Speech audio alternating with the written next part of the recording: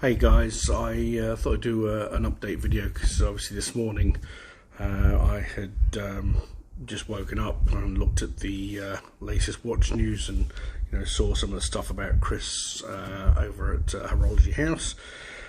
And I suppose for the sake of just trying not to to be too harsh and judgmental, I wanted to give him a bit of the benefit of the doubt.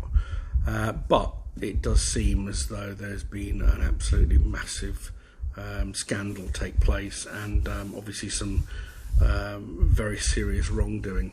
I don't think it helped that all of the material and content that Chris has put up over the past few years has disappeared. But like I say, regardless of his behaviours and actions, some of the content that he produced was really good. But like I say, there's absolutely no excuse for what's occurred. I really do feel very, very sorry for the buyers involved, and I hope that they all get their cash back.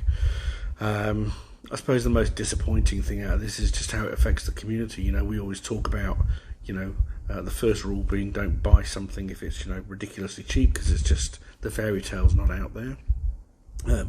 But secondly, buy the seller. And, Chris came across as a really, decent guy, and, I know some people mentioned these videos were devoid of any sort of emotion, which was a bit of I suppose, well, just a bit confusing. But he came across as a fairly nice guy, and just wouldn't have expected this to occur from somebody like him. So, like I say, for those who've been bagging out my other video for calling for a little bit of temperance and restraint, yep, it seems as though he is guilty. There's a wide range of comments coming through, but the last one that I saw or heard, or read, actually, was that Chris had owned up to the fact that he did have some addiction issues with relation to gambling, and this is what has kicked off some of these things.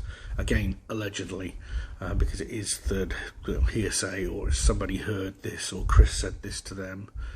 Chris hasn't publicly come out and said anything other than the fact that I think he wrote on Instagram, just said that he was very disappointed in his behaviour and so on and so forth. But it seems as though Chris has pulled the wool over some people's eyes, and that's very disappointing. Anyway, take care, watch guys. Like I say, wear your watches in health. Let's hope we can all move on from this as soon as possible. Alright, take care. Cheers.